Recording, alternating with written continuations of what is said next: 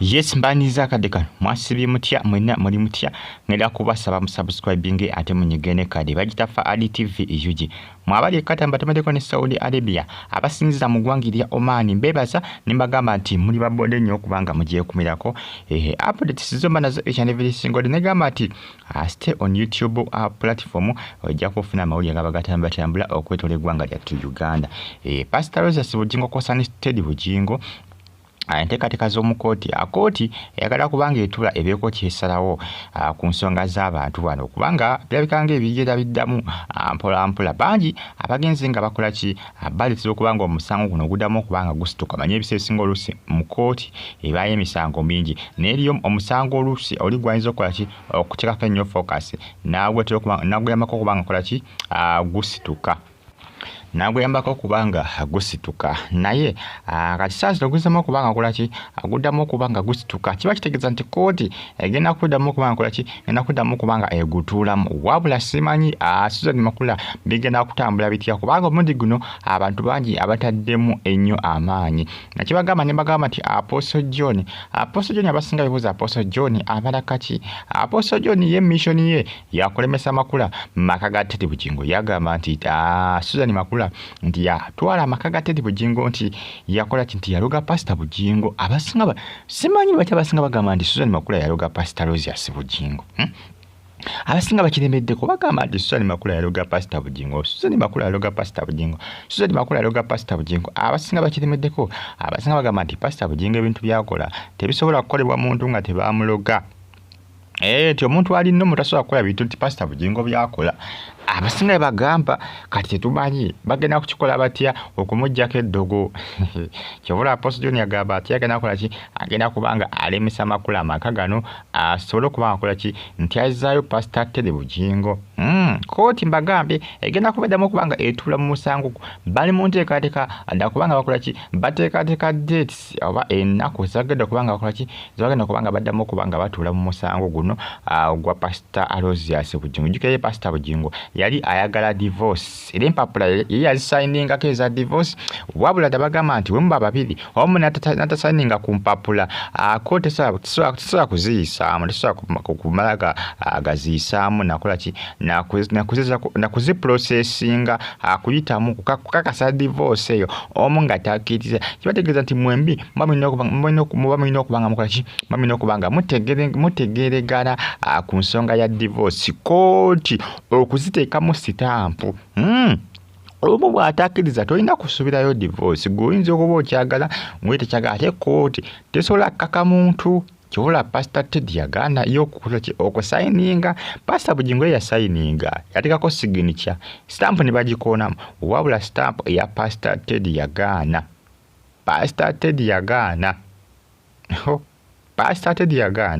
Pastor Bugingo obufumbo bwalimu ne Susan Makula tebali settled tebakakkanye tebateredde wamu olw'ensonga nti essaawa eno akyali mufumbo ne Teddy Bugingo tebali settled era bali wabweru bw'amateeka kivula bagambe nti tebali settled tebali wamu tebakakkanye wamu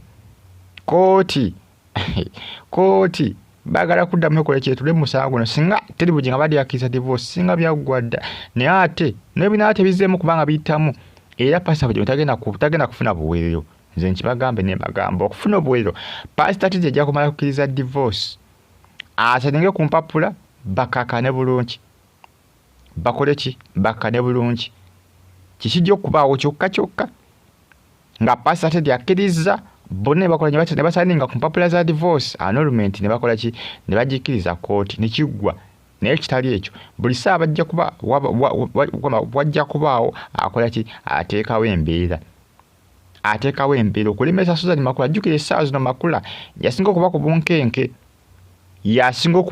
bonna kale baba ku bunkenke naye Susan Makula yasinga okuba ku bunkenke lw'ensonga nti bagamba nti omusajja yabba mubbe ate omusajja yamuloga Apostle John Singa yagamba nti Susan Makula omusajja yamuloga nti yaluga Pastor Aloysius Bugingo nangwala basinga bagamba nti Apostle John Singa ye obujulizi abujjawa yo obukakafu abulina obulaga nti Pastor Bugingo bamuloga. Abulina abasinga bebagamba yalemerako. Apostle John Singa yalemerako.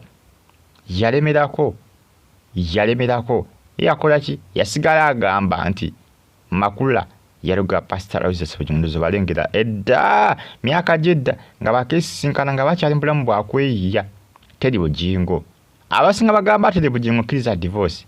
Abali bagamba divorce tojikiriza. Esaayo kivala koti yagala kola kyaka kubanga edda mu musango guno. Singa divorce badde bagikola singa byagwadda. Naye Pastor Teddy alabika ndoza ayagala kuba malako mirembe kuba je mirembe gibabuze. Kivala magabe tebagenda kufuna mirembe tebagenda kufuna buwerero. Teddy Bugingo bana batakiriza divorce. Bulisa bagenda kubera ku bunkenke. Bulisa bagenda kubera ku bunkenke kubanga obokiriza Teddy Bugingo akiriza. Bategeeza nti koti ebejja kugiclosinga file eyo. Kiberenga kiwedde nga tiwakyali bokeke bakole n'ebintu byabwe nabe bakola binabe baagala. Naye kati sawa sino tewali kwetaaya.